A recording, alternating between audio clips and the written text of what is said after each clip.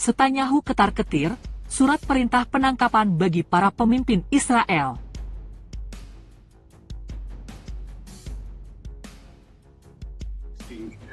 Voluntary in order to provide the humanitarian supplies to the people there. So the outcome is terrible, and Israel must take responsibility.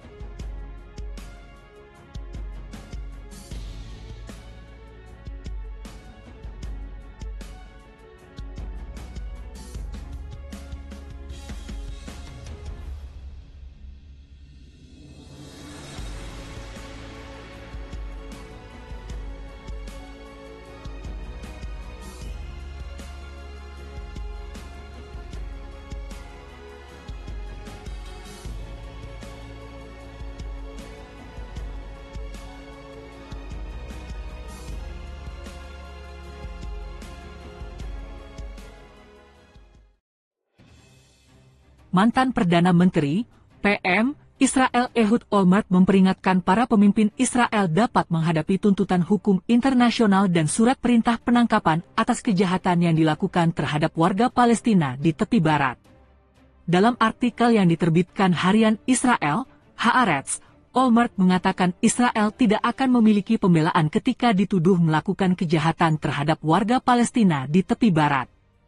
Saya mengeluarkan peringatan ini karena jika kita terus berdamai dengan kejahatan terhadap warga Palestina di Yudea dan Samaria, tepi barat, sanksi yang serius dan menyakitkan akan dijatuhkan terhadap Israel, dan kita tidak akan memiliki pembelaan yang baik, ujar dia. Semua orang tahu tentang laporan tentang para pemukim yang menyerang, menjarah, menghancurkan, merusak, membakar, dan membunuh orang-orang tak berdosa dan juga menyerang tentara Israel yang tidak mau membantu kejahatan mereka, papar dia. Berapa banyak dari mereka yang diadili?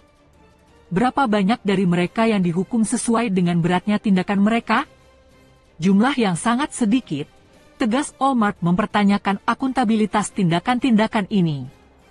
Semua ini tidak akan terjadi tanpa inspirasi, dukungan, dan dorongan yang diberikan oleh para pemimpin paling senior negara ini.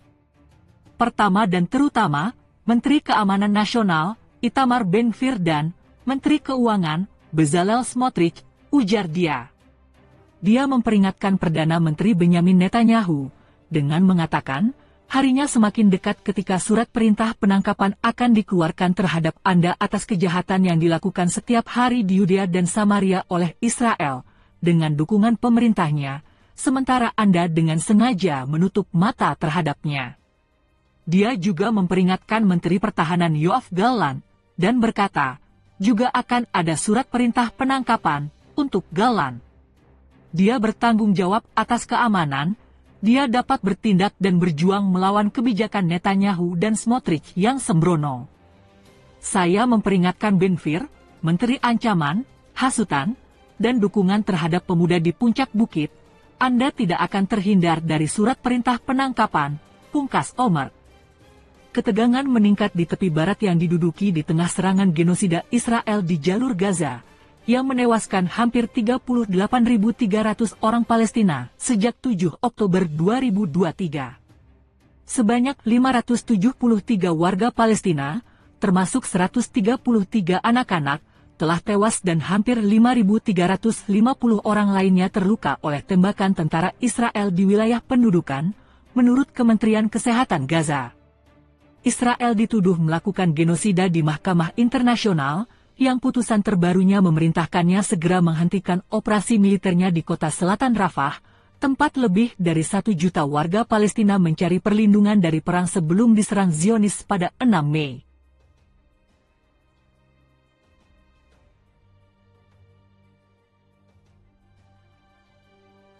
Ada-ada saja keinginan Israel dan membuat onar, juga membuat geram umat Islam.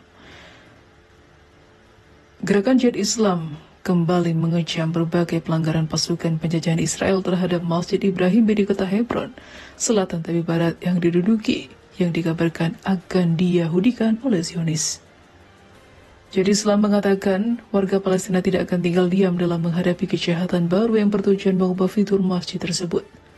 Pasukan Israel menyegel halaman Masjid Ibrahim pada hari Kamis dalam upaya mengubah fitur-fiturnya, ungkap seorang pejabat Palestina. Rekaman yang dibagikan di media sosial tampaknya menunjukkan satu derek menempatkan struktur logam di area tersebut. Otoritas Israel terus berupaya mengubah fitur-fitur masjid dan menjadikan Yahudi. Tegas Ghassan Al-Rajabi, pejabat otoritas wakaf Hebron, kepada Anadolu. Dia menyebut tindakan Israel tersebut sebagai serangan serius terhadap tempat ibadah Muslim tersebut karena akan dirombak. Seperti diketahui, masjid tersebut adalah wakaf murni Islam dan otoritas Israel tidak memiliki hak atasnya. Israel memanfaatkan keadaan perang di Gaza untuk melaksanakan agenda jahat mereka dengan merebut tempat-tempat suci kami, ujar Al-Rajabi. Sementara itu, Gerakan Jihad Islam Palestina mengatakan kejahatan Israel terhadap masjid tersebut terjadi dalam konteks rencananya untuk menjadikan tempat tersebut sebagai tempat Yahudi bersama dengan tempat-tempat suci lainnya milik umat Islam, memaksakan pemisahan spasi dan juga temporal pada tempat-tempat tersebut dan mengacaukan situasi historis, hukum dan juga keagamaan yang ada di Masjid Ibrahimi, serta mengubah identitasnya. Itu sangat keji. Gerakan itu juga menekankan rakyat Palestina tidak akan tinggal diam dalam menghadapi serangan-serangan ini dan akan menghadapinya dengan sekuat tenaga untuk membela tanah mereka, kesucian mereka dan juga martabat umat Islam.